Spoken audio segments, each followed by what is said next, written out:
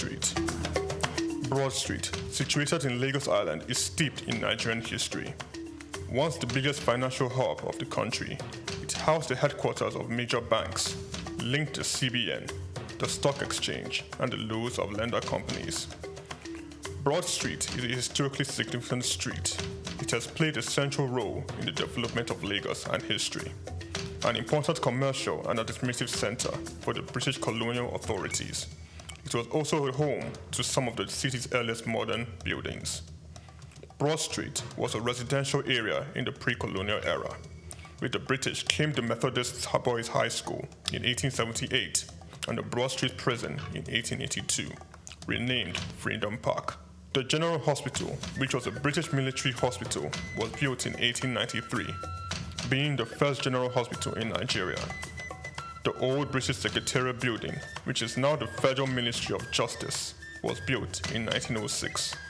Broad Street has seen a full turn into modern commercial office blocks, complexes, skyscrapers, and markets from the Outer Marina through Akpombo early into the Adeniji-Adele Road. Broad Street is one of the busiest streets in Nigeria on weekdays, where commercial activities take place day and night. From modern buildings to ancient structures, this street gives one a raw dose of life in Lagos. Broad Street is often referred to as Lagos Financial District. It boasts a mix of architectural styles, reflecting its long history, colonial-era buildings, Victorian and Edwardian architectural features, alongside more modern skyscrapers and structures. Broad Street remains a vital, vibrant part of the Nigerian economy. Broad Street. SOUQ Enlightenment.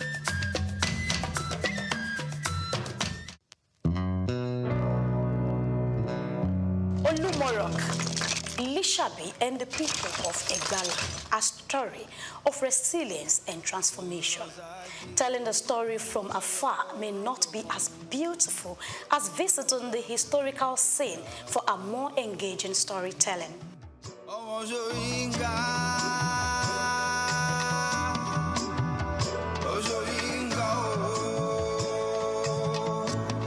I welcome you to the foot of Olumorok. So climbing the rock is in two ways. Either you go through the panoramic elevator or the stairs, but whichever way you choose to go through, I'm assuring you are going to land at the topmost part of Olumorok safely. So Olumorok is like every other rock you've ever climbed or know about, but it plays an important role in the life of the people of Egba during an intertribal war between the Egba and Old Oyo Empire.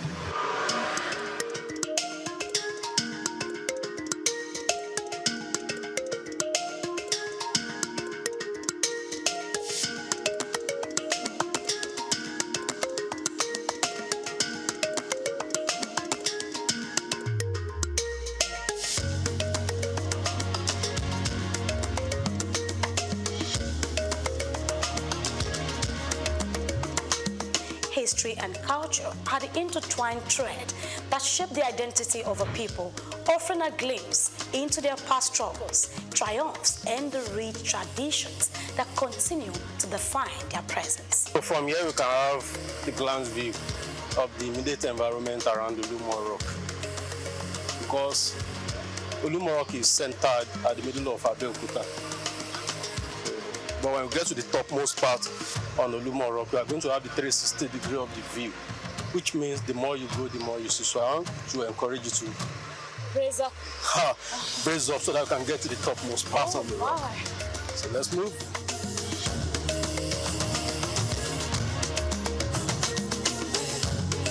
History is what we bring to you today.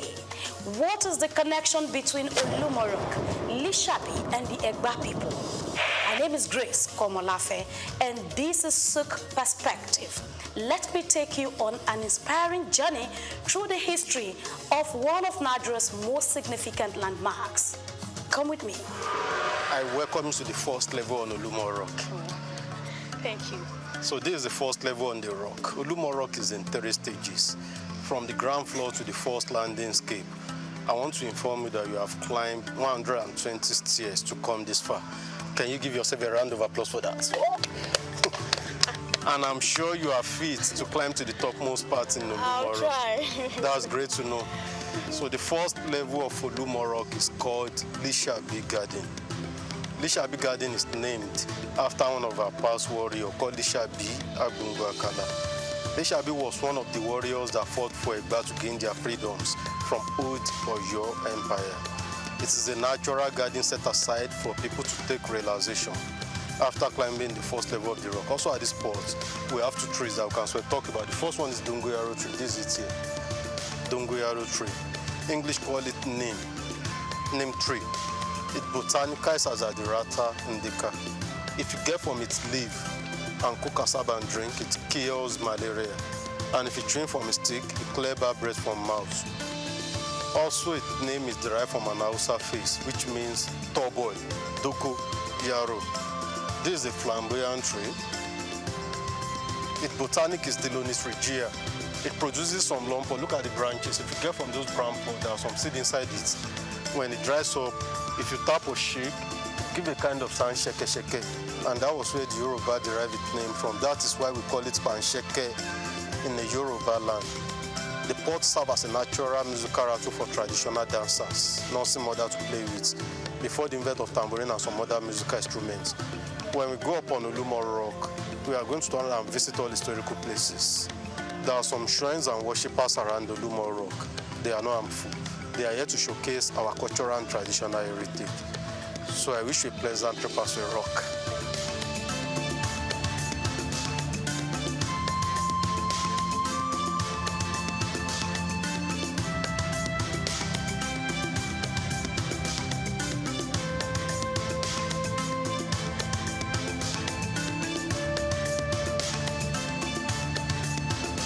Olumoro Rock, a striking natural formation rising 137 meters, which is about 450 feet above Abeokuta, Nigeria. It's more than just a tourist attraction. It is a symbol of Egba people's endurance. The story of Olumoro Rock begins in the early 19th century when it was identified by the hunter named Adagba. Though details on how Adagba discovered the rock were limited, it is well documented that the Egba people facing oppression under the Oyo Empire sought refuge here.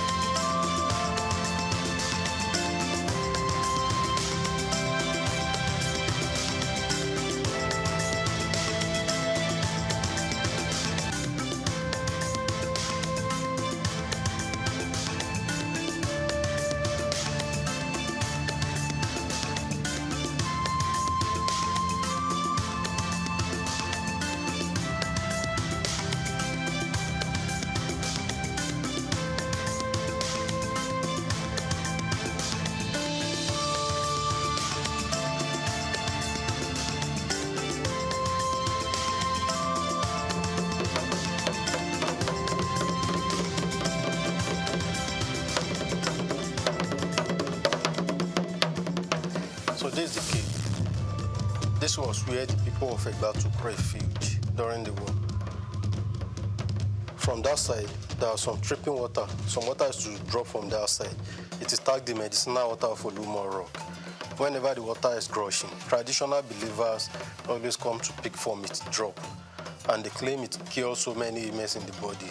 But the water is not flowing out because God determines when the water flows. And this grave, that's the resting place of Chief Sonny.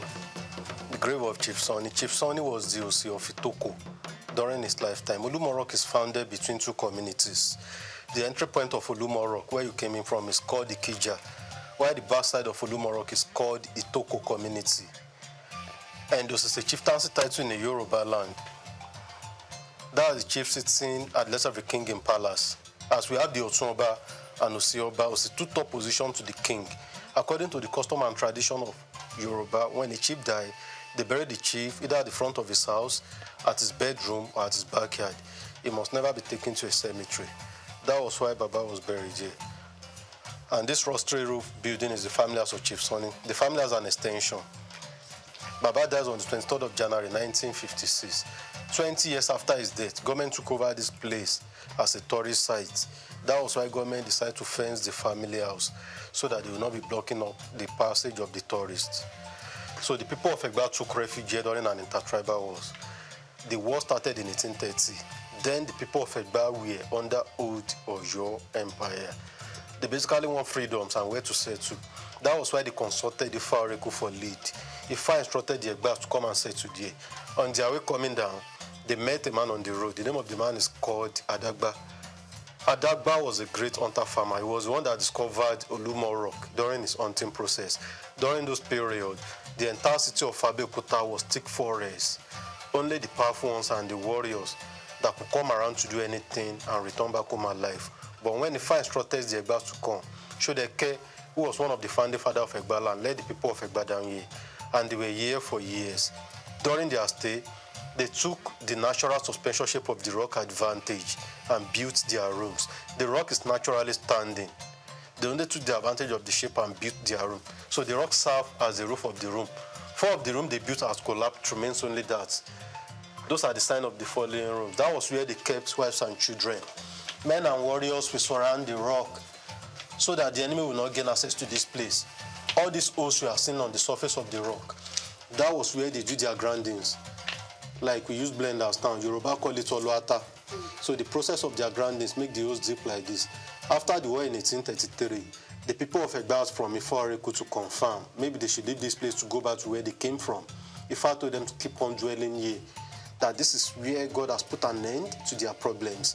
And that's how they derived the name to the rock, Olufimo. Olufimo means where God put an end to all our tribulations. Ibiti Oluwa fi ogun wàhálà ti dààmú ayé wa mọ̀ sí Olufimo. But people later shorten it to Olumo to gain a very short word. Another meaning to Olumo, Olu in a Yoruba land means God. That's God Almighty. Mo means mode or molded. The people then believe that God benevolently molded the rock for them so that they can take their refuge under it. Oluwa ló mọ̀ fún wa láti fi ṣe ibi ìsádi kúrò lọ́wọ́ ọ̀tá. God molded the rock for our refuge. So when they came out from the rock, others were asking the Egbas of their whereabouts, and they told them, hid ourselves under the rock. Under the rock or beneath the rock in Yoruba means Abe Okuta. And that was how the name got changed from Egba, and they started referring to them as Omo Abe Okuta. Also, the popular city of Abe Okuta started from here. So if you have been anywhere around the town and you have not visited here, you haven't been to Abe Okuta. The name Olumo is derived from the Yoruba words Olu means God and Mo meaning molded, signifying God-molded rock. This reflects the deep spiritual connection the Egba have with the rock, seeing it as a divine creation that shaped their destiny. Today, the rock remains not only a historical site, but a place of cultural rituals, including annual sacrifices. Over here, we have the main shrine of Olumo Rock, the main shrine of the rock. The main shrine is a local temple where the people of Egba worship and make sacrifices to the deities of Olumo Rock. Olumo Rock is an historical monument. It's also a symbol of Egba unity, strength, and unfailing protection. Because under the rock, the people of Egba took refuge during an intertribal war. And after the war, the rock has become a deity. That is why Egba people offer sacrifice to Olumo Rock once in a year with a big black cow. During the festival, only 2 people have access to enter the shrine. That is why the shrine is always locked. And the 2 people are the paramount ruler of Egba land, that's Alake of Egba land, and the chief priest. The chief priest is called Abore in the Yoruba land. Other traditional rulers in Abeokuta invited guests, indigenous of Abeokuta, will stay outside to say amen to his prayer. During the festival, the Alake of Egba land will pray for the whole nation. He pray for Egba unity, also the climbers of Olumo Rock, so that they will not fall. No one has ever fallen while climbing the rock. Also at the shrine, traditional believers always come to make their requests in prayers. When the prayer is answered, those that made pledges while praying will come back to redeem their pledge, ensuring appreciation to Almighty God and to Olumo that interceded for them. That is why you have those feather, blood, and cloth on the face of the shrine. Those are the sign of pledges people have been returning. And the people refer to the rock as Olumo Abelowo, Abelomo, Abeloro, Asadi Mulu Egba. There are 4 traditional rulers in Abeokuta, Alake of Egba land, the paramount ruler of Egba land, Oshilo of Okiono, Agora of Bagora, and Oluwu of Uwu.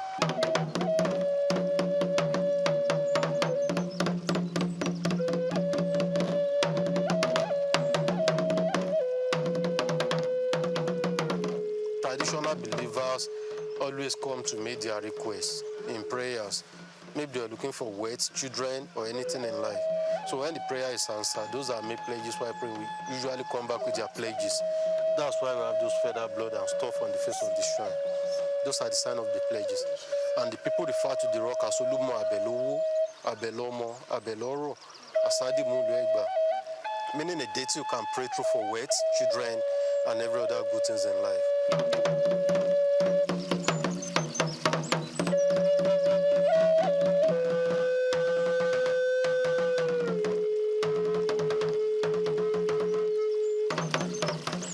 You might be wondering about the historical issues between Oyo and the Egba people. How Oyo to exert control over them. The western region of Nigeria, primarily composed of Yoruba descendants, was dominated by the Oyo Empire, a powerful political entity that rose to prominence around the 15th century. By the 18th century, Oyo had become one of the largest and most influential states in West Africa, known for its sophisticated governance, military strength, and expansive trade networks, controlling neighboring kingdoms, including the Egba. The governance of the Oyo Empire was centralized under the Alafi, the king, who was supported by a council of advisors and provincial governors.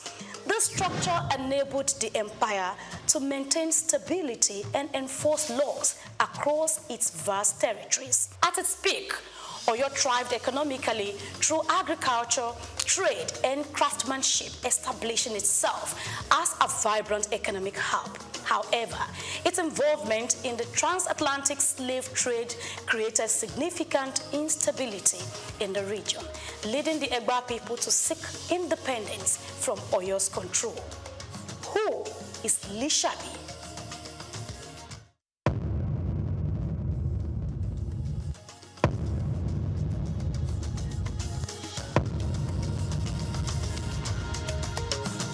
No story about the Egba people is complete without mentioning Lishabi, the legendary warrior whose courage and strategic leadership freed the Egba people from the oppressive dominance of the Oyo Empire. Lishabi heroism is etched deeply in the annals of Yoruba history, as he led a rebellion that broke the chance of subjugation and paved the way for Egba autonomy. Lishabi Agbongbo Akala, a native of Itoku, Abeokuta, was not just a fearless leader, but also a tactician. In the late 18th century, the Egba were subject to heavy taxation and constant exploitation under Oyo's rule. To resist this, Lishabi secretly mobilized a group of Egba farmers and hunters into a covert warrior society called Egbearo, a vital step in organizing the rebellion. With his deep understanding of the terrain and his influence over his people, Lishabi led a series of coordinated guerrilla attacks against Oyo forces stationed in the Egba region. His strategy was not one of open warfare, but a methodical plan to undermine Oyo's authority. By ambushing Oyo tax collectors and military detachments, Lishabi weakened the empire's grip over the Egba. His leadership unified the Egba people, turning their frustration with Oyo into a force for liberation. Following their eventual victory, the Egba people were freed from the oppressive rule. In 1830, this newfound freedom led to the establishment of Abeokuta, meaning under the rock, a city founded under the protective watch of Olumorok. Olumorok provided both a literal and symbolic refuge as it sheltered their people during their struggle for independence. From this safe haven, the Egba built a thriving community rooted in agriculture, trade, and craftsmanship, becoming a key cultural and economic hub in the region.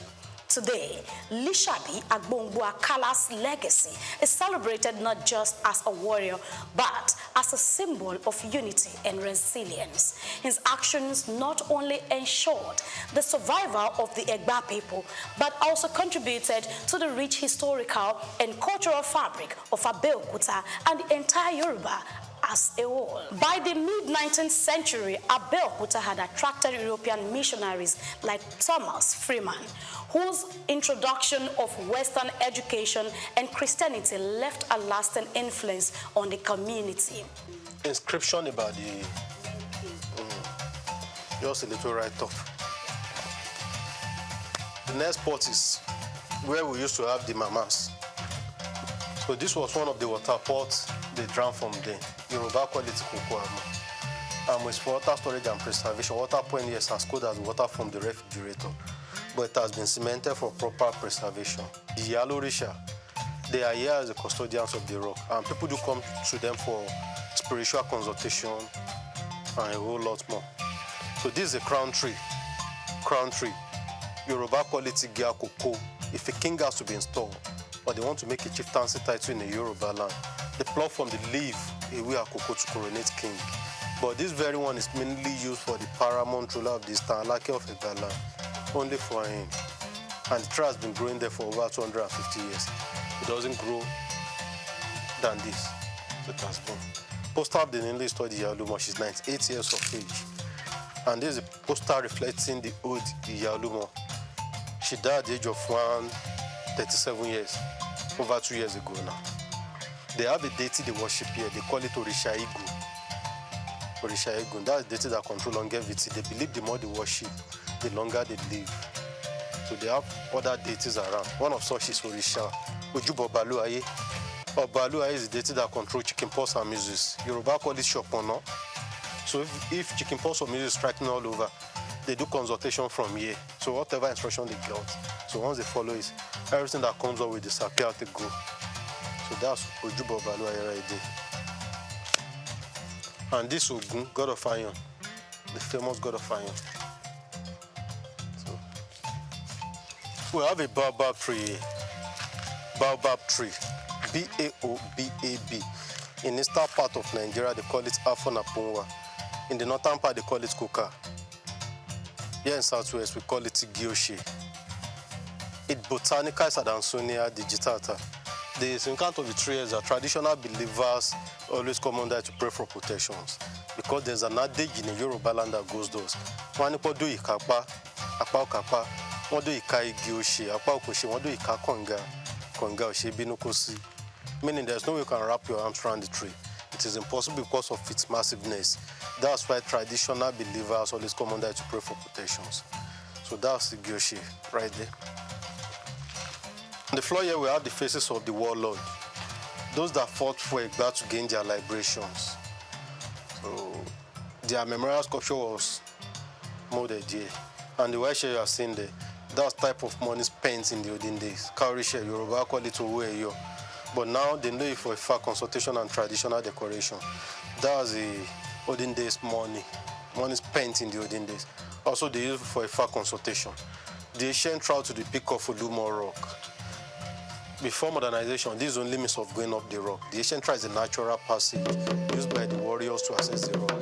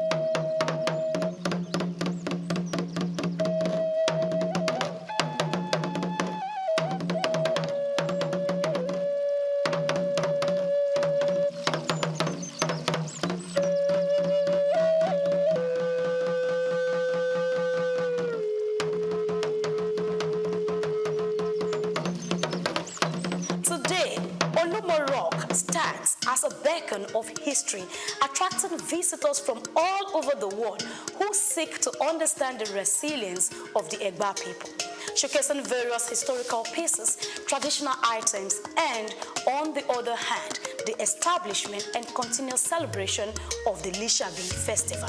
In the evolution of the Egba from warriors and hunters to craftsmen, traders and national leaders, their history illustrates the power of unity and determination. Lumorok continues to tell the story of a people who overcame oppression to build a vibrant, self-sustaining community. I welcome you to the topmost part in Lumorok. From here you can see almost everywhere in Abeokuta. And the height of the rock is 137 meters above sea level. That's about 449 feet.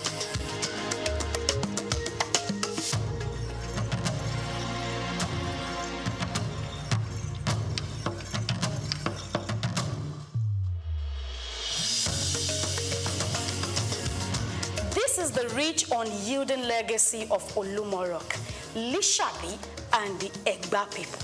A narrative of survival, courage, and transformation. Now you see the connection. You see the missing link. I am Grace Komolafe, and this is SOUQ Perspective on Souqnews Television.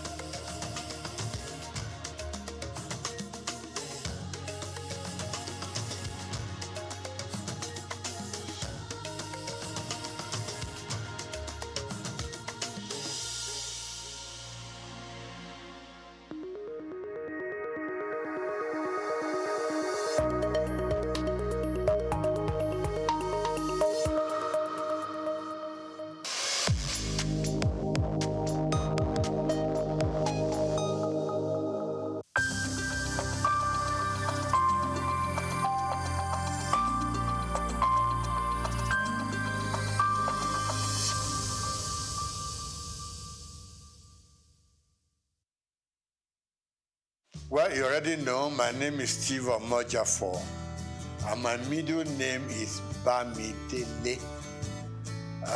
That was the name that my parents gave me at birth, because it was like they regarded themselves as not Lagosians.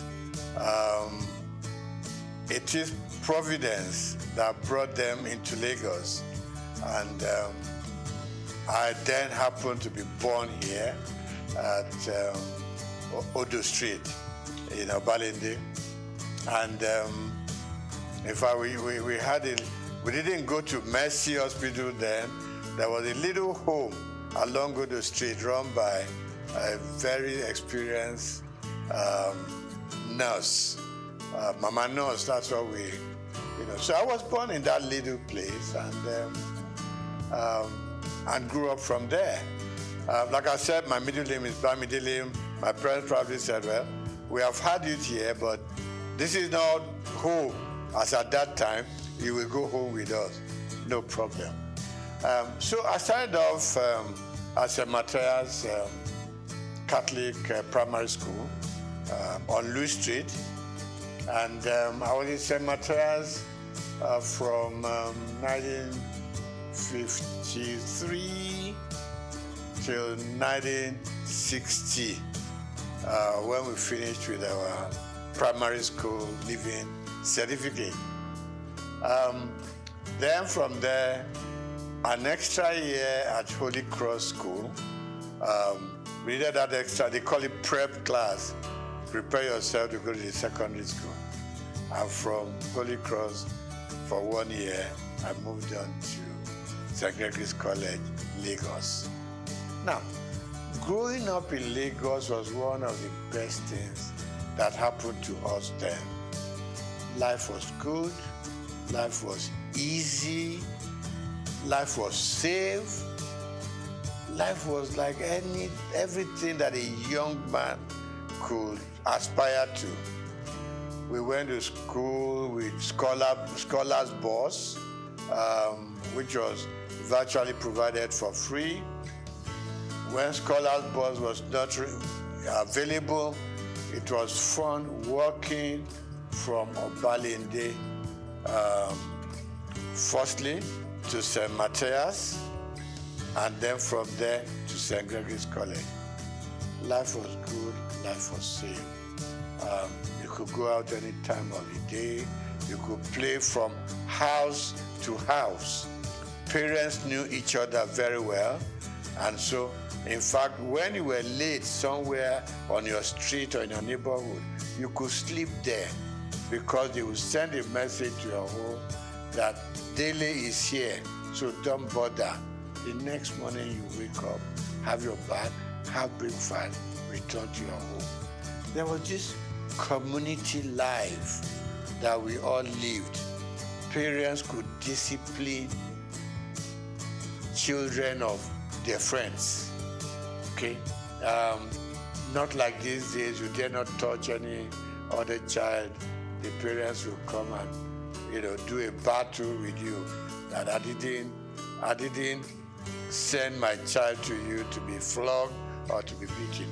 So it was a very beautiful life. So went to St. Matthias, went to St. Gregory's College, and then from there to University of Lagos. We were brothers keepers.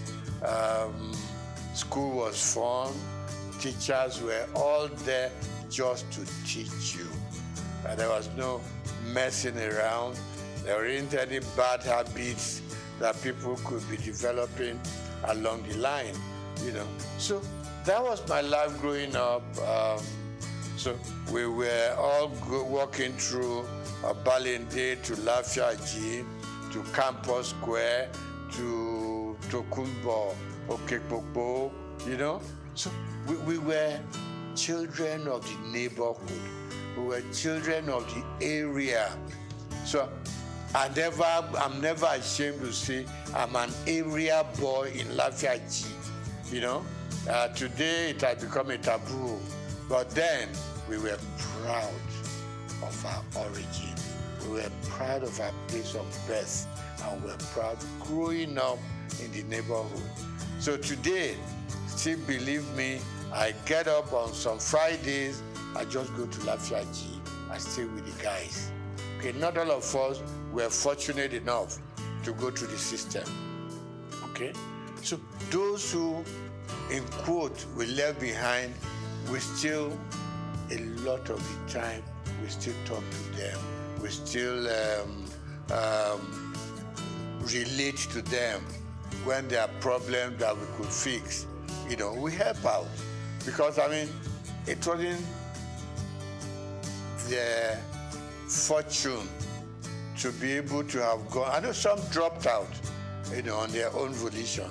But generally, we all like the idea of going to school. Some couldn't make it. But we still relate to them. We are still friends.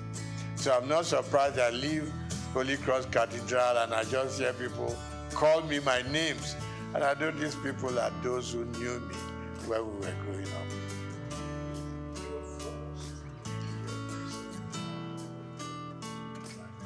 Yeah. Okay. Let me start by saying that even at secondary school, I read a lot. I was interested in the newspapers. And a lot of the time, I read something, there was always this beautiful column of letters to the editor.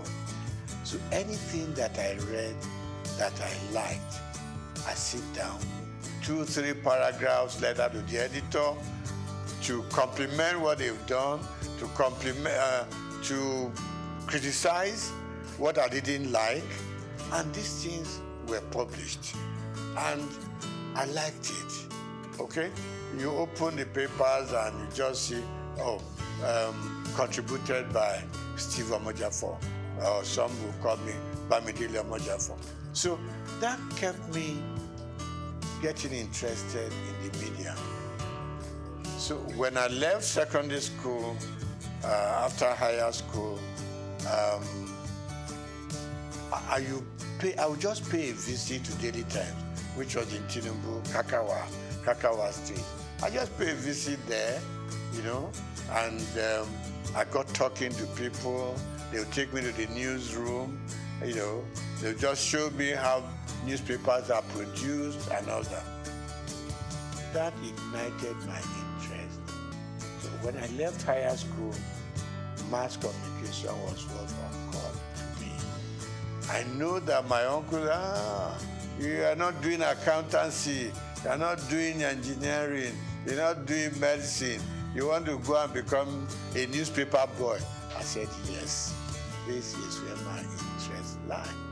So I got admitted to Lagos University. I studied mass communication there. And while I was there, I developed a column in Lagos Weekend of those days. Every Friday I was contributing. And I was writing under the name of Akibodilon. Now, Akibodilon itself is a name that I picked up in a drama group. Because we had a drama group that we produced all kinds of little plays here and there at Jekirandu Hall, you know. So one of the roles I played was Akibodilon. So when I started writing my columns in Daily Times and Lagos Weekend, I just used that pen name, Akibodilon. So I did the program and I started writing for Daily Times campus news, things that happened during elections, battle between the male and female, problems with the tutors and everything. So it became a very regular program. In fact, I inherited the program from late Golabo Ogusawo, you know, who was my boss in the Daily Times. So I did that program for 3 years. It became very popular. It got to a point, Vice Chancellor would call me to say, there's a little thing going on in the university. I hope you have covered it for your paper. And I said, I'm not even employed there. I'm just writing, you know. So I left University of Lagos, had all kinds of jobs that one could do, but I headed for Daily Times because I just had developed a path for myself, and that is journalism. Okay.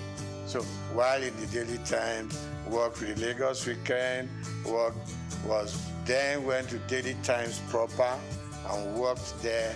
I was a columnist, I was a sub-editor, and also a reporter. Combined everything. So that was where my interest grew, and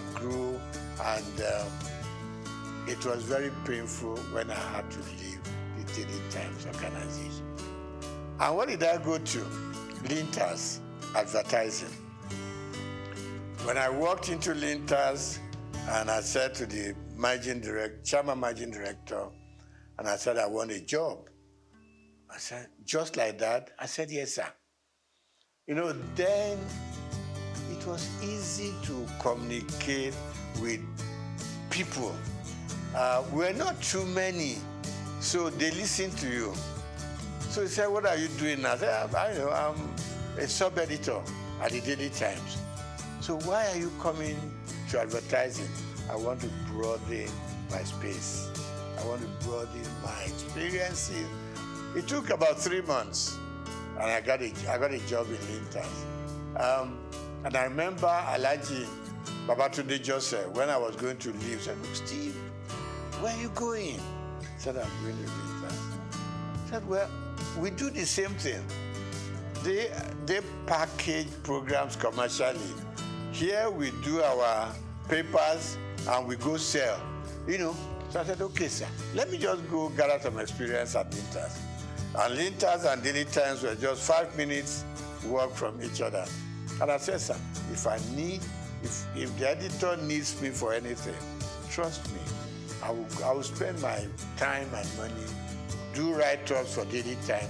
So I was like working in advertising and still writing for the Daily Times, you know. So that was my life. From Linters, we set up our own company known as Roosevelt Advertising Limited. And Roosevelt, was formed by 3 partners, you know, two friends of mine. 3 of us were at Lagos University. at the same mascot department. So we came out, and I left Daily Times to set up Roosevelt. One of my partners left Cadbury to join us, and Akodusi left AdMark, another advertising company. So three of us came together and we set up Roosevelt. We call ourselves second generation agencies, because before then we were the Ogilvy, the Linters, Grant Advertising, and so on. So we set up a small shop in Surrey, and it grew beyond our own imagination. From Roosevelt, we set up a second line agency called McCann, STB McCann. Got affiliated to a company in America, McCann Erickson. So that was how it all went on. Now, I didn't do banking, and I didn't work as a banker. The interesting story is that one day, while still at Roosevelt, no, STB McCann then, I got a phone call from somebody I've never met before. And I picked up the call.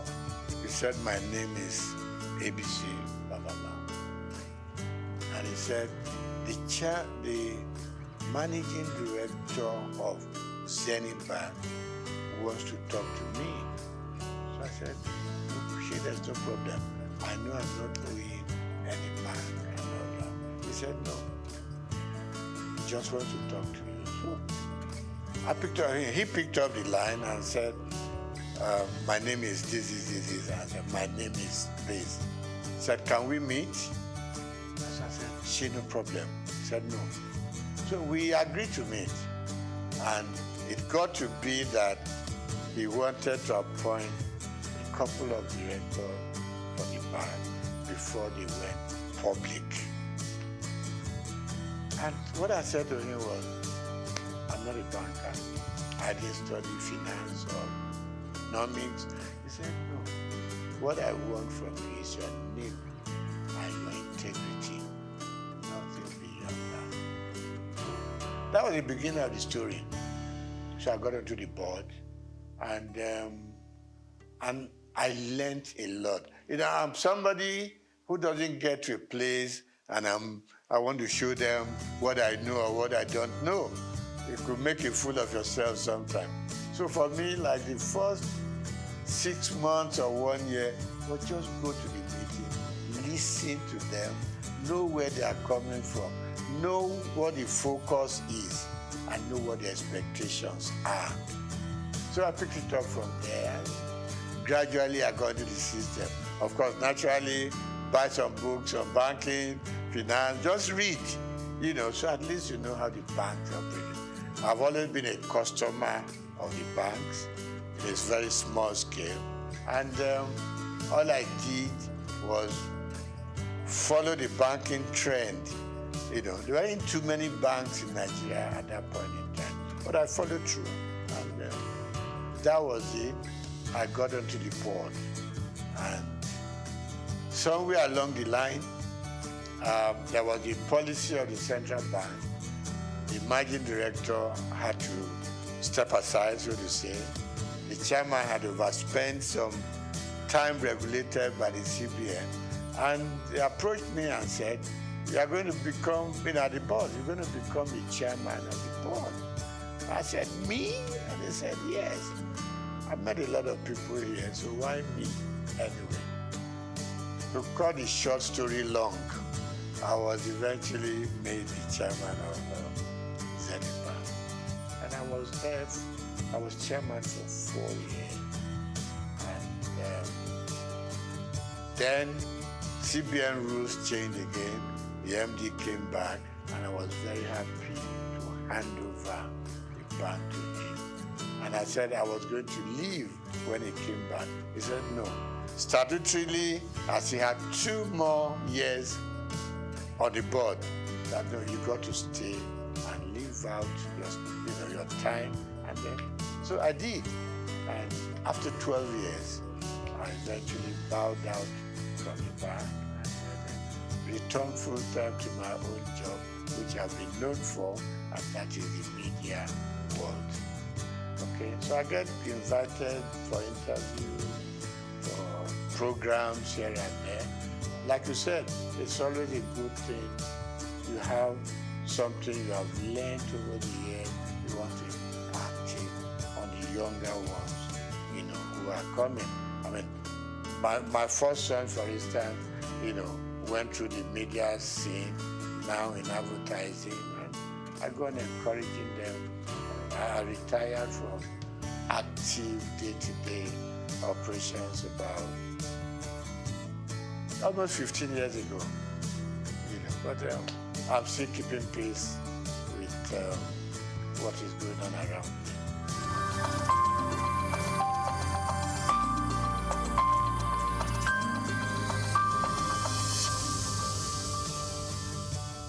Yeah, I mean, the society itself is very dynamic. There's been a lot of changes over time.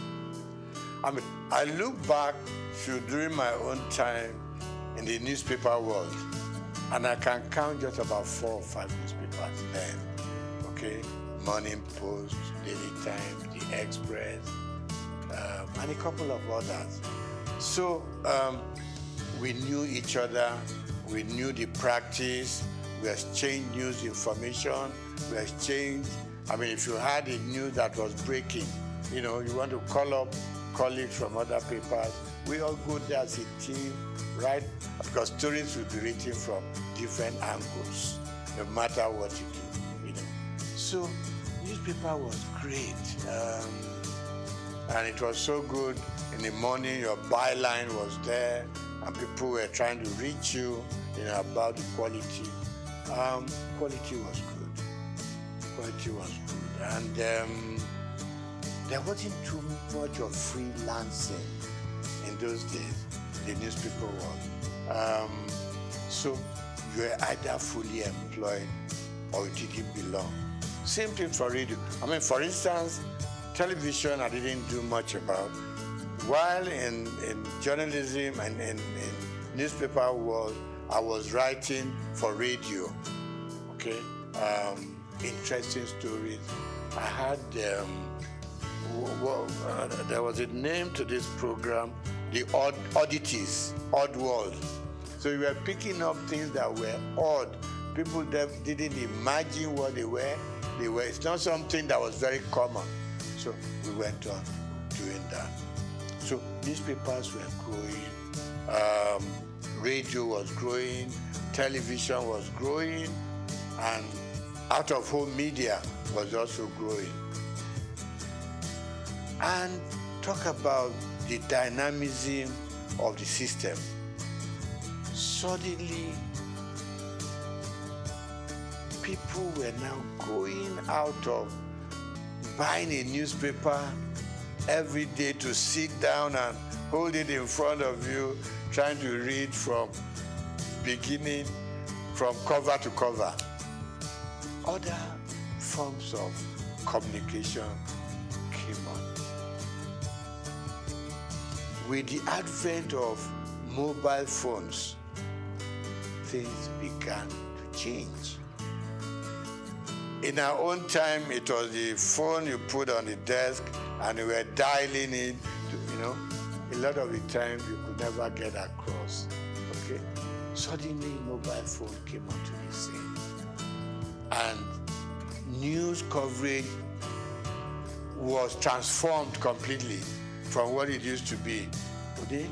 So now, people on their phone could reach out, you could touch Germany, touch America, touch all parts of Europe, just sitting down in your office to gather information, gather news, what is new, And then, of course, we now had more television stations, no longer NTA alone, okay? Now, with the news stations, things were just expanding. Things were broadening up, and news gathering became something new altogether, and everybody was heading for a new phenomenon altogether. So today, you don't have to be a big guy to be able to tell your stories. Little children tell their stories, female tell their stories, you know. So really we have moved from the days of waiting to read your newspaper to gather your news. Now, with your phone on your palm, you could do wonders all over. But of course, standard also, in some areas, standard will improve. In some areas, standards will go down. Because the multiplicity of media sources create problems. The kind of quality control we used to have in those days was disappearing. And people can build up stories without even being there to know if it is factual or not. So of course, the turmoil that we are going through in the media space now is better imagined. But I still believe that for those who have structures like the one you are building up now, will enable people to know that you've got to check, you've got to cross-check, okay? We have laws that control what we say, what you do, what you publish. Of course, they are not as rigid as they should be, you know? So, in terms of content these days, you have to ensure that you check your facts so before you can believe, you know, what they are saying or make any sense out of them. So really it has become all commerce affair. And this is not going to be the end. The explosion is going to continue. Maybe in a few years to come, you're going to have a strong media. YouTube, you go on all kinds of media and you are getting all kinds. What you hear from your WhatsApp is different from what you're going to get in your YouTube. You go to Instagram, people are selling themselves with all kinds of stories. So really, for me, we've gone through the era of sanity. Yeah? And I hate to say, we've gone into the era where anything you can think of, say it, write it, do it. And for the consumers, it's like you either take it or you leave it. But it's good that we can now reach out much, much widely. Thanks to our mobile news.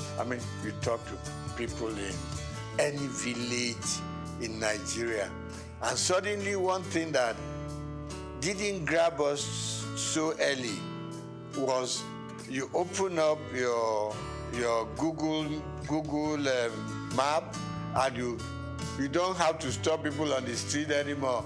Show me where I'm going. Just go to the app, and it leads you to the front of the house you are going to. So we have a lot of improvements, and I think it's going to be improving some more. All we just need to watch is to ensure that we remain truthful and we remain factual, so that we don't mislead people on the street, particularly people in the rural areas. One day you just see everybody running helter-skelter because somebody posted a news that is not correct. So we need to watch that and put some more control. But I like the growth in the media space.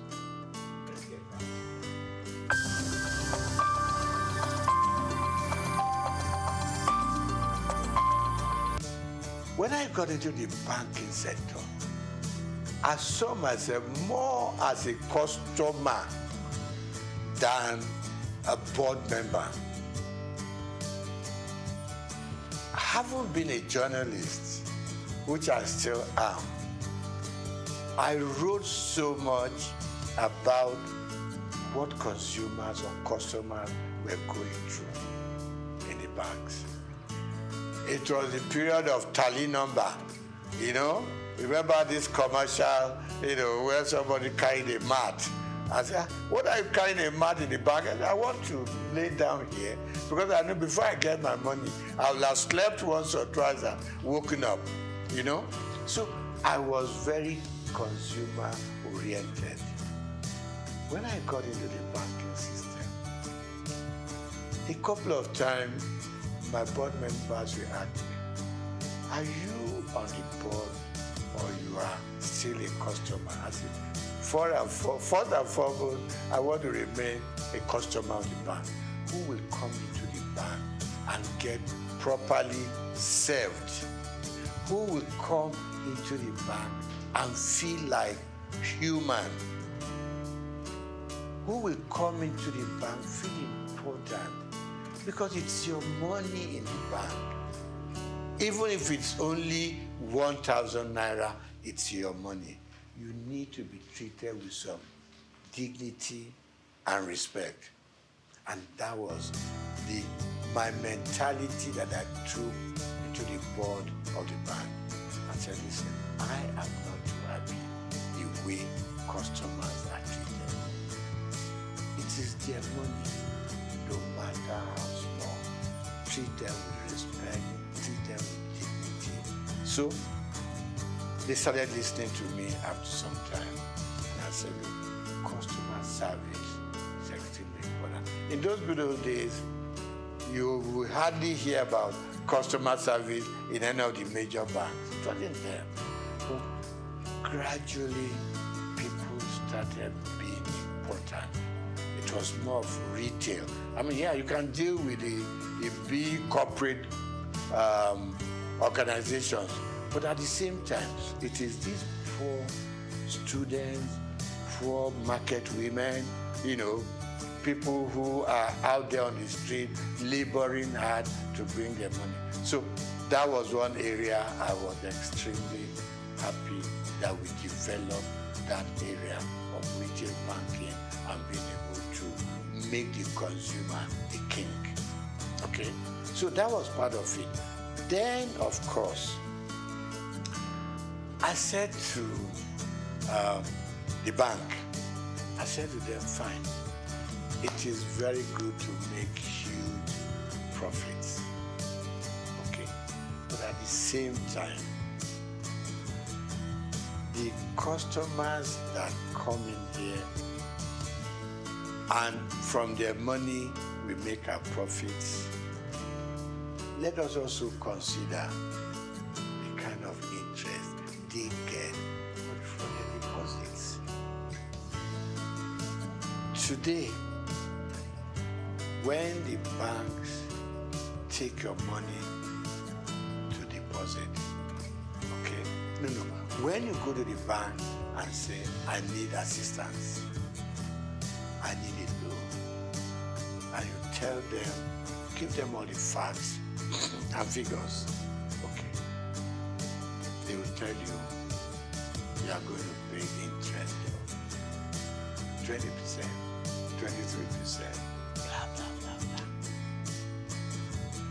When they take your money to put in the bank, they give you an interest of 2%, 3%, 4%.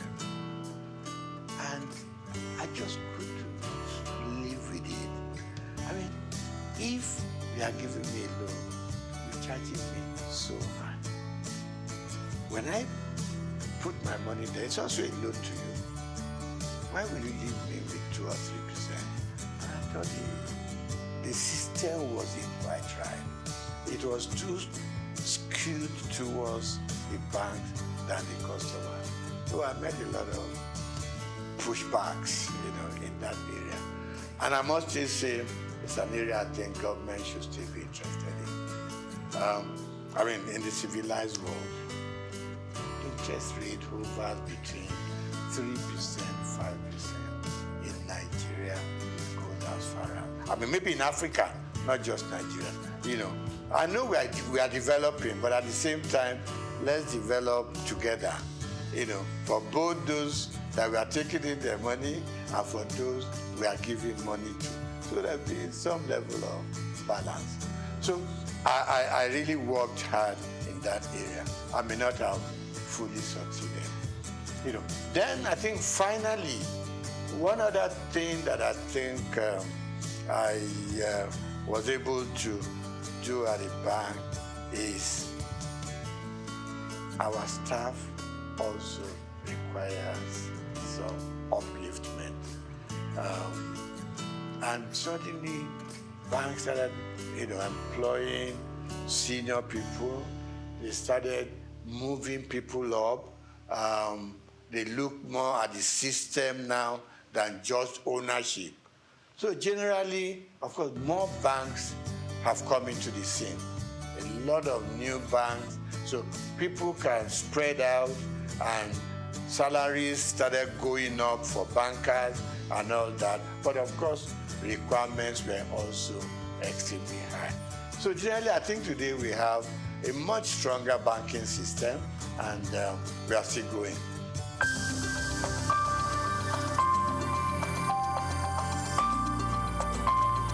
Now, the bank for a long time have been let loose to do whatever they want to do at the disadvantage of customers, like I started off with. Now,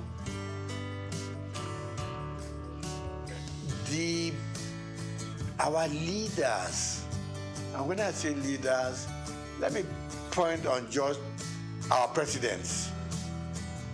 The system was such that our presidents could do anything they like with the banks.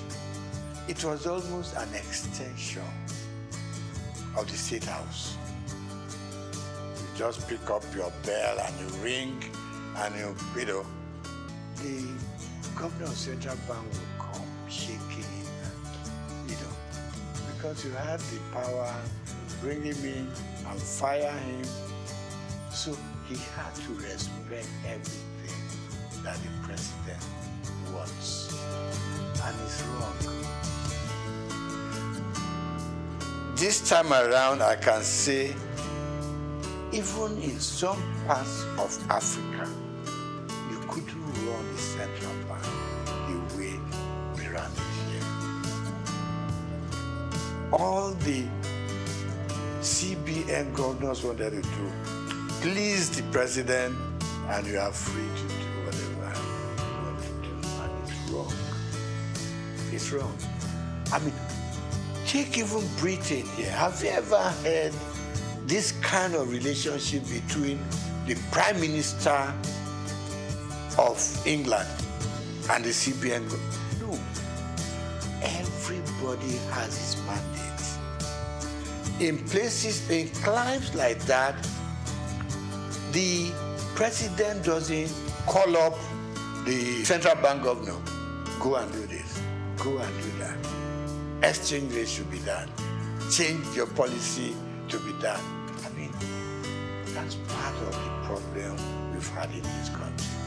So the last government and their CBN just ran this country to their whims and caprices. You leave your monetary policy. In fact, you were running both monetary and fiscal at the same time. You took the Minister for Finance, for instance, and you have no dealings with him or her. You ran their own programs for them, and you did things that they should do, but they couldn't query you because the president, had your back. So a lot of things went wrong. And the result is now here for all of us to see. So look at the changing of our redesign, what they call redesigning of the currency.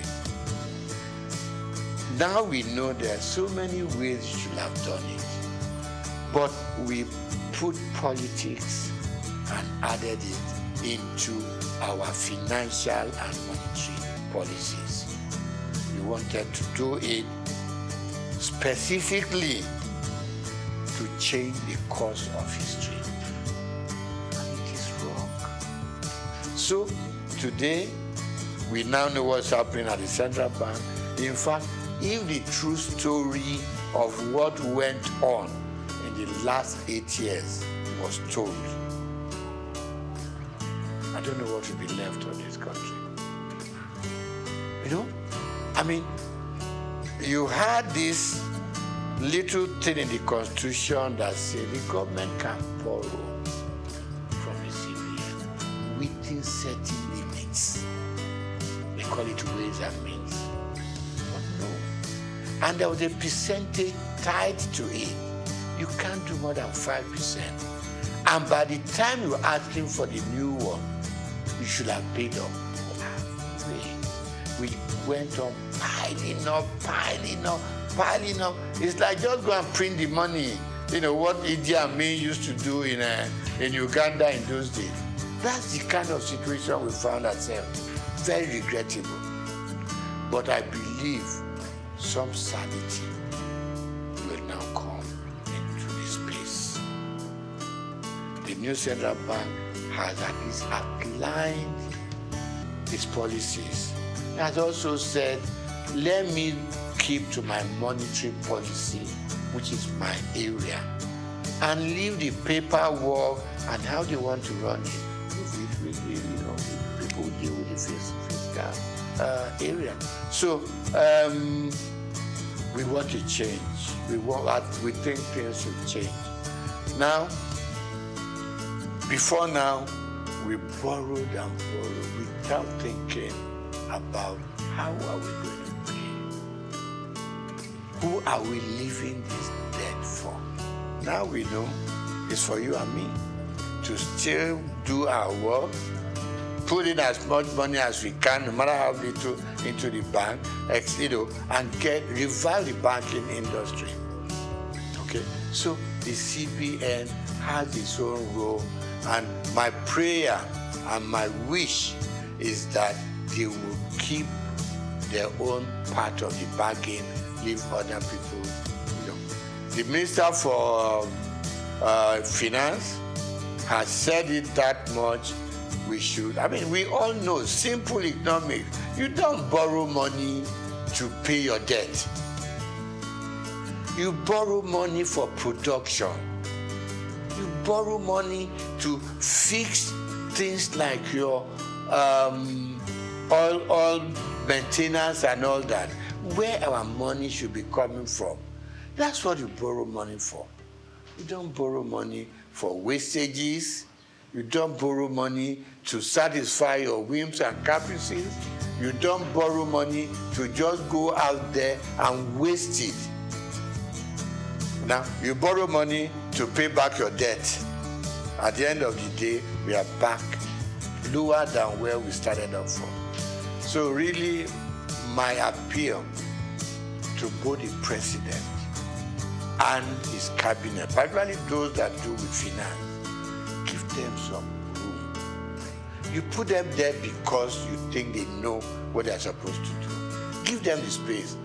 If it goes breathing down their neck, at some point, it will just be, president said so, president said, even things that the president did not say, president said so, and it's got to be done.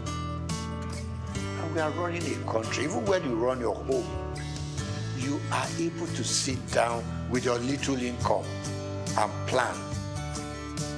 Every day we are being told, if you earn this much, use this little bit, keep the rest in the bank, because you never know about tomorrow. So that's where we found ourselves, and I believe that if everything goes right, we should see massive changes from what it was, the last 8 years. We need drastic changes in the system.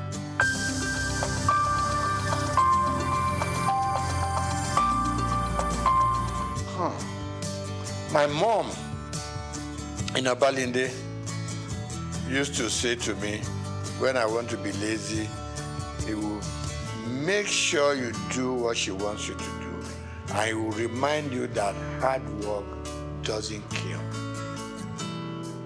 It is laziness that turns you into an inconsequential human being with no sense of direction. We grew up learning hard work, both in school and out of school. I, for instance, hawked on the streets of Lagos with my mom. You leave St. Gregory's College, now not primary school, St. Gregory's College. You come back. My mother was a textile seller.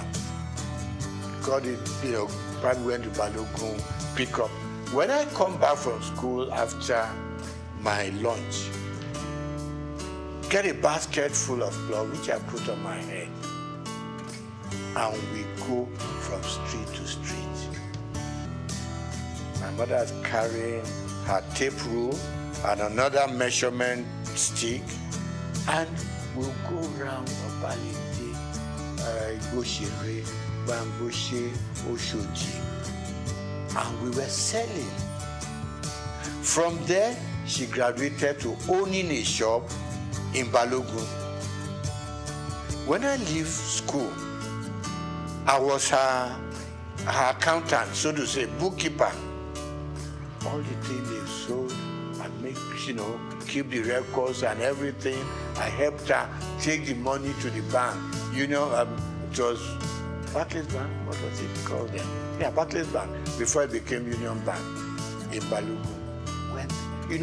So I've learned how to trade. I've learned how to make money. I've learned how to deal with customers. Plus that, I was also a bread seller. Somewhere along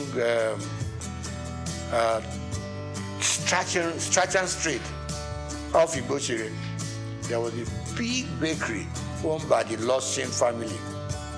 To be able to get enough bread, you got to get there between 5 and 6 in the morning. Okay? So let me cut it short. We learned to work hard.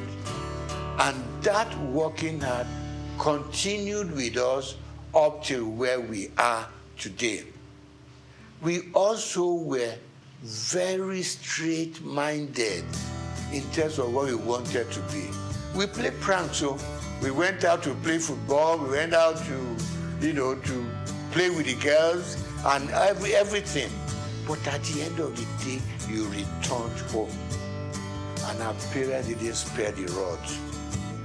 They didn't. You came back later than expected to.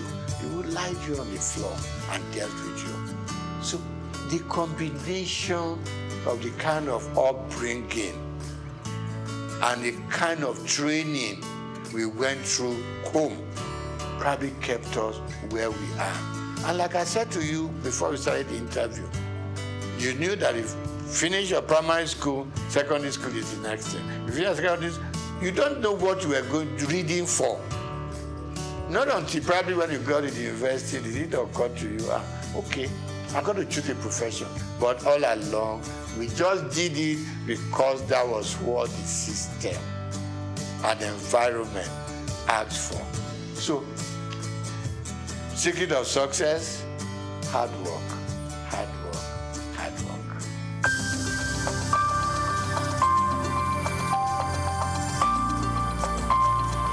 No.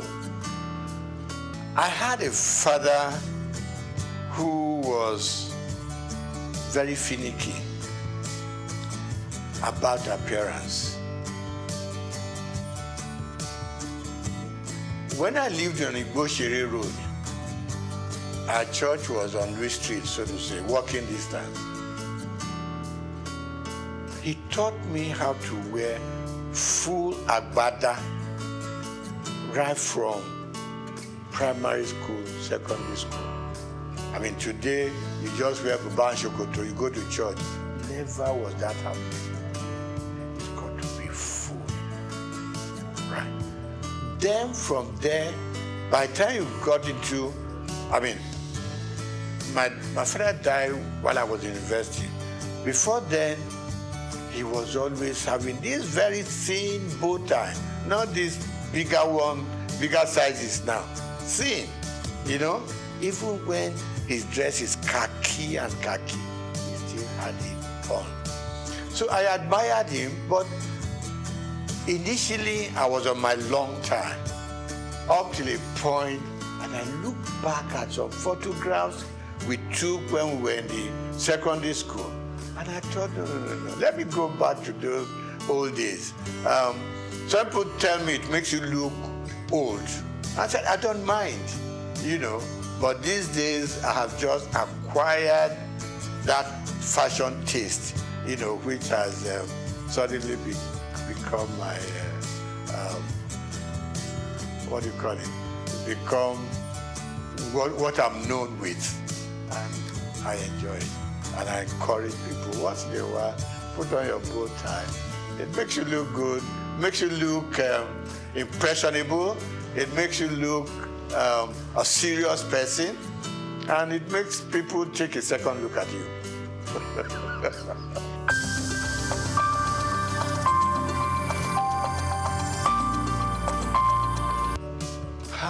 I think, number one, parents started sparing the rod. Call it civilization, call it growing up and all that. Parents started sparing the rod because they always whipped us to shape.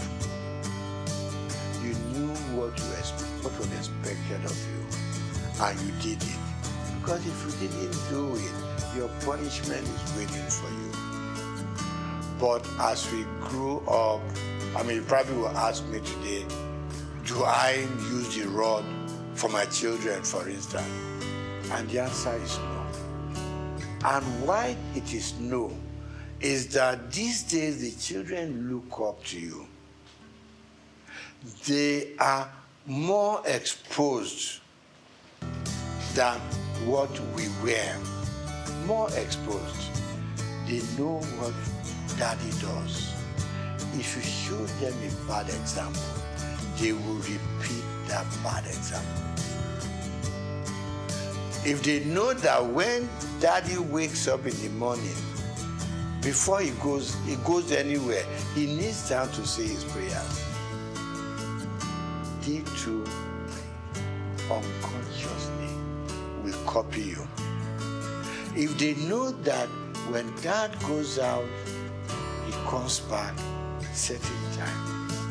He doesn't come in at 1 a.m., 2 a.m. Subconsciously, they too will know there's something that this old man sees that doesn't make him go out all night.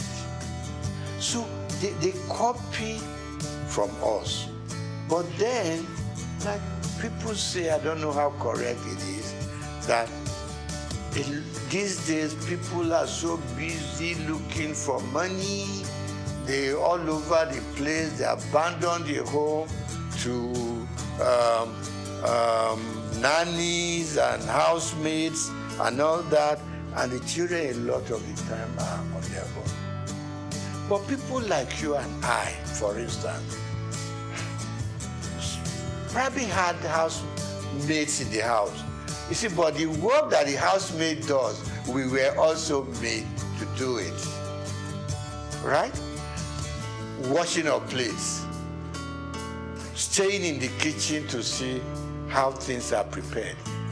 They took us through it, even if you didn't have to do it yourself.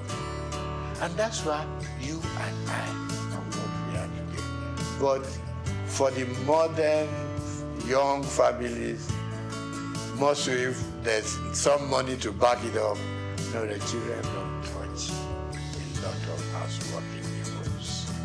They can go out anytime they like. They can wear, you know, I mean, you see some little young girls and what they wear.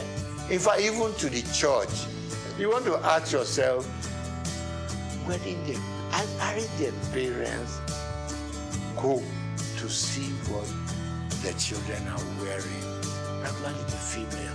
Even the guys wearing what they, think they don't use the belt, the trouser would just be somewhere on their hips and all that. Yeah, I mean, we want them to express themselves, but within control. So, wrapping up on that, I'm going to say, yes, we grew up under stronger control. Today's parents are so much in love with their children. They don't want to make them unhappy. You don't want to, pick up a stick and hit them. But I don't quarrel with that. But please be there for them when they need you. And don't be scared to talk to your parents. To talk to your children. No. We should never be scared to talk to them. Because they're not going to take us over. They are our children. So what you don't want them to do, communication, extremely important. Talk to them. Let them, because peer pressure is extremely strong out there. They're mixing with so many guys from much even richer homes who have more to spoil their children with. Now you are a moderate family, your moderate children have to mix and relate and go out with guys with stronger economic background. There is, there is some disconnect there. Let's bring our children closer. Let's talk to them. A lot of parents don't talk to their children, and it's not right. Because the more you talk to them, the more they have that empathy for you. They know you care for them.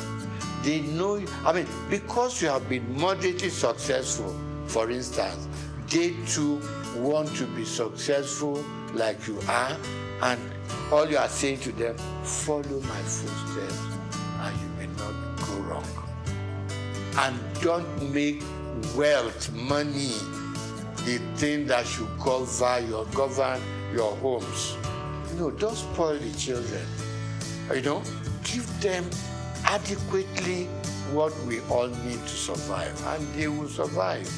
In those days, while all you needed to take to school was 1 shilling. Okay, you still see children from rich homes who came with £1 and stuff like that. But let's be contented. Let's teach the children to be contented with what we have. Families are growing, society is expanding, and we can reach out to any part of the world. Now, we need to bring them closer to the home. At least up till the time that they are leaving you to go and start up there. But as long as they're still within your influence, it's very important that children and their families come much, much stronger together.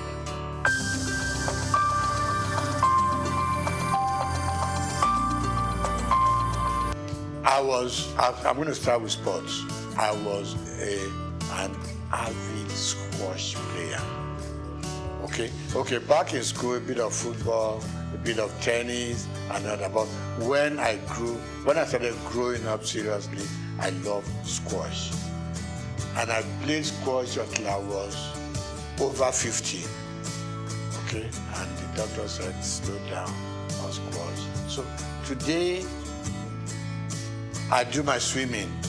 Okay, I still do my swimming 2-3 times a week. Okay, and then of course I walk. There's this thing that keeps on saying, if all you can do is walk for 30-40 minutes a day. Okay, and then of course I'm an avid fan of football up to today. I wish we could develop a local league so that I could slow down on my European Premier League sessions. So I love football and I love lawn tennis up to now. Now, favorite color. subdued. Okay. Hot colors frighten me. Okay. And if you have to do it, just make it minimal. When I pick my dress, for instance, you got to know you want the kind of shirt you want to wear to match the color of the tie you want to use, to match the color of your suit, so it doesn't run riot. So it's extremely important. And I say to my friends, just Google it. What color matches this and what color matches that, you know, so you don't become like a Christmas tree, you know, on the road. That was the third one, food. I grew up enjoying my eba and amala. Growing up from Obalinde, okay? So I do my eba, I do my amala. Rice, occasionally. But then these days, from age 70 upwards, oh, the doctors are screaming, watch what you eat, what the quantity you eat. So my wife draws up a weekly timetable. Monday is this, Tuesday is that, Wednesday is that, and she manages to mix up a slightly heavy one and a slightly lighter one so that you have a good mix. With age, you cut down on a lot of things. Cut down on your booze, cut down on your champagne, you cut down on your wine, you cut down on your salt. In fact, it's like they're punishing us. But then they say that is the way to go to be able to at least live longer and enjoy more of life.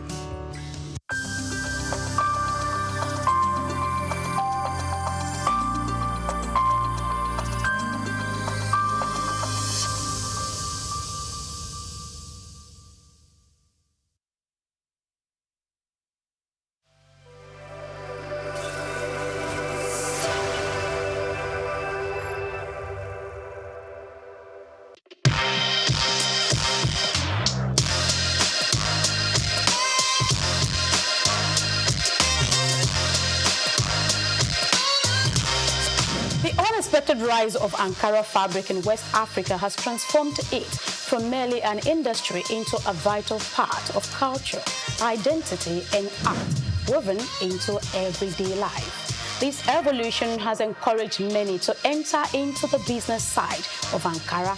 Today, the fabric is not only worn, but also used in interior decorations and artworks, making it a significant item in our changing world.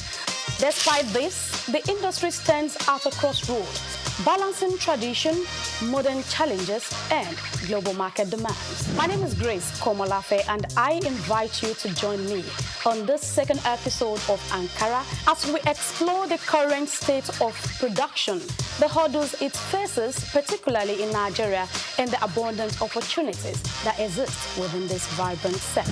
Ankara's journey from West African markets to the global stage highlights its enduring appeal and the resilience of its producers. However, to fully harness its export potential, addressing quality, policy, and logistical challenges is essential. Ankara has become a global fashion statement with its bold patterns and rich colors now staples on international runways, reflecting a growing appreciation for African aesthetics. Nigeria and Ghana have long anchored Ankara production, keeping alive an industry with deep cultural significance. In Nigeria, there is a specialized market where you can find all kinds of Ankara fabric to suit your needs, whether for business parties or home use. Are you aware that Oshodi Market in Lagos is the major Ankara market in the country? People travel from every part of Nigeria to this market to make purchases for different reasons, either for Ashwebi, different occasions, or for business. In this market, you would find importers, you would find wholesalers, and again, you would find retailers. Are you thinking of going into Ankara business? In this report, we have more information to share with you. No, this one is a different company.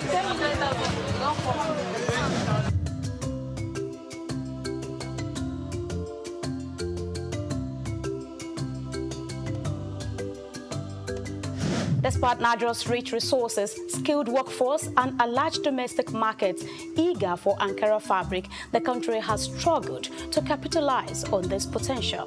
In the face of rising imports and global competition, the Ankara industry is looking inward towards alternatives that preserve cultural heritage while empowering local economies.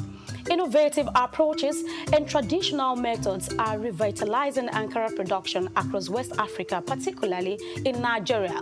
While the future is bright, it is not without challenges. The high reliance on cheaper imports has led to an overwhelming dependence on foreign textiles, which now dominates over 80% of Nigeria's fabric market. How have Ankara sellers and business owners been able to sustain growth in the industry?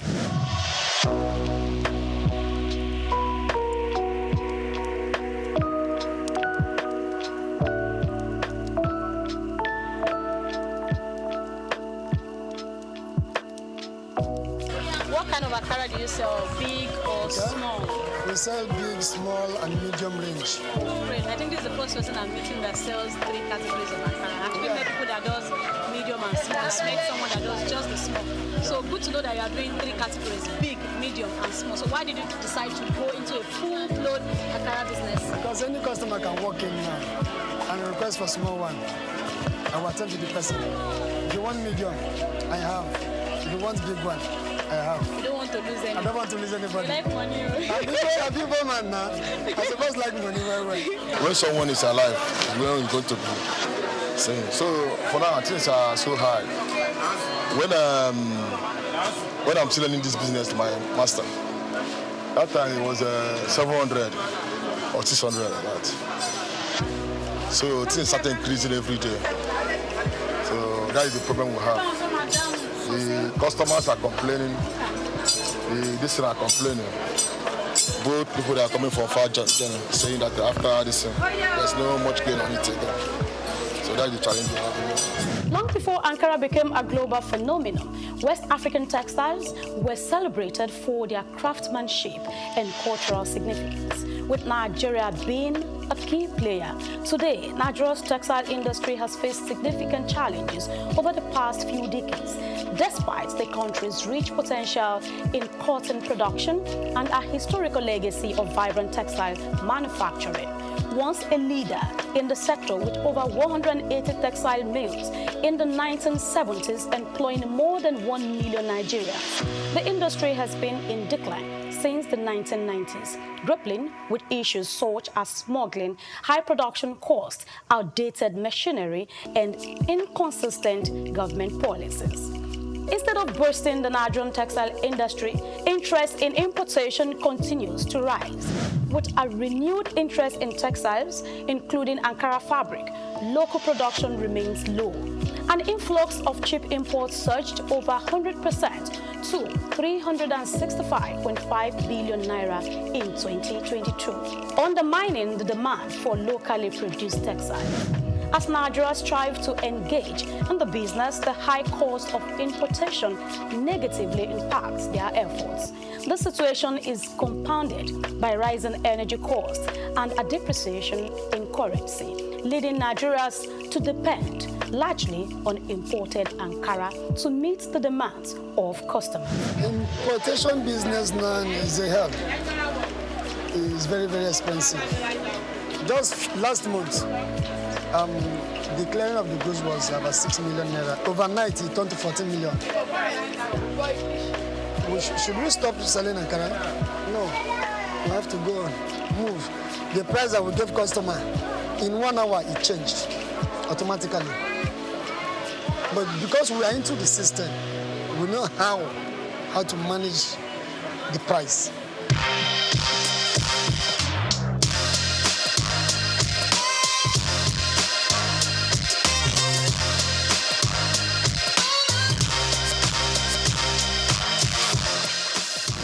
As customers become more conscious of their environmental and social impact, the demand for sustainable and ethically produced textiles is on the rise. Ankara, with its deep cultural roots, is uniquely positioned to lead the way in this movement. The global market for Ankara is expanding, with new opportunities emerging beyond West Africa.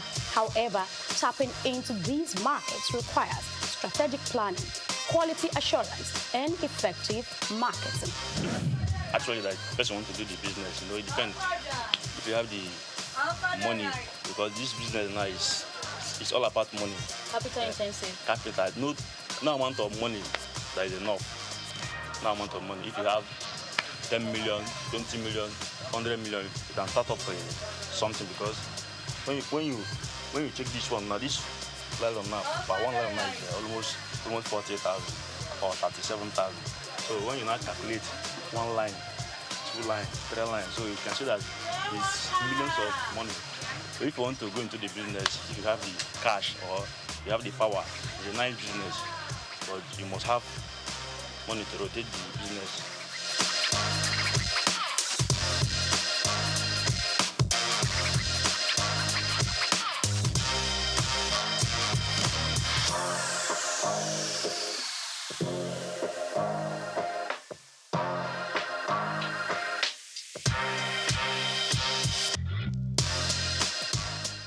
Ankara business is not a child's play, I want to say, with what I've heard today. You want to go into Ankara business, of course you can start a very small scale. Do not say no to small beginning, do not despise little beginning, but I must say if you want to do a big time Ankara business, it's not a child's play, you must be ready for it, I tell you.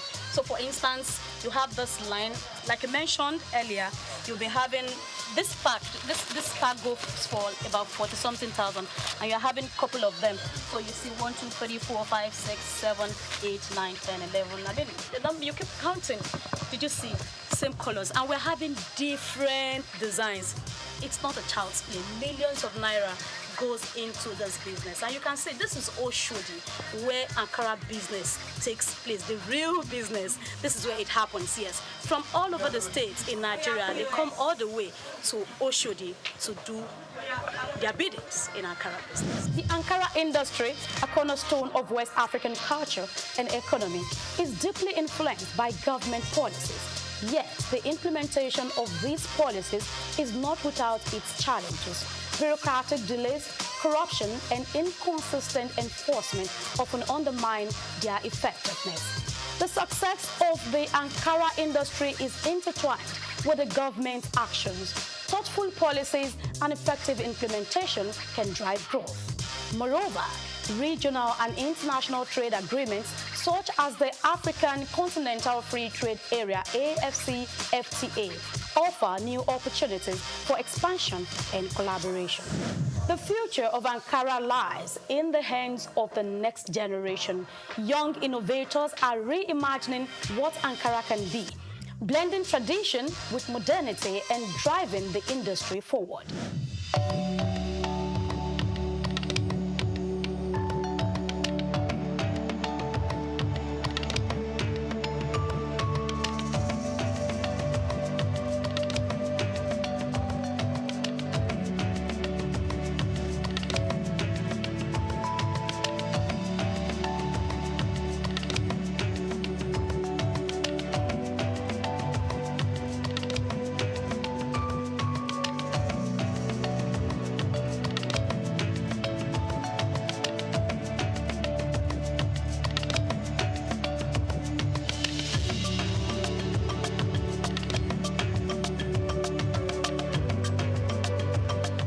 Is more than just a fabric. It symbolizes African heritage, creativity, and resilience. As we look to the future, the potential for Ankara is limitless if the industry embraces innovation, sustainability, and global collaboration. The journey of Ankara is far from over, and its story will continue to inspire generations.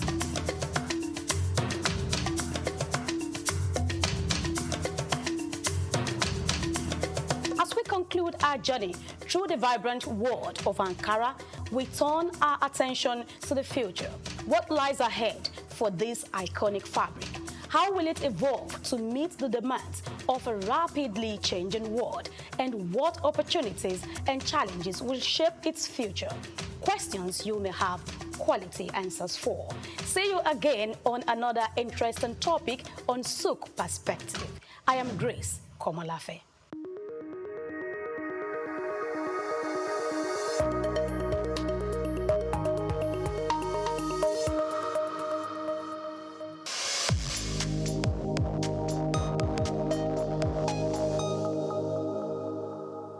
We've got just what you need right here at Femi Wash Media. Call it the Midas Touch, and you wouldn't be wrong. Let us record, produce, mix, and master your audio like nobody does. Reach us on our contact today for the best quality job.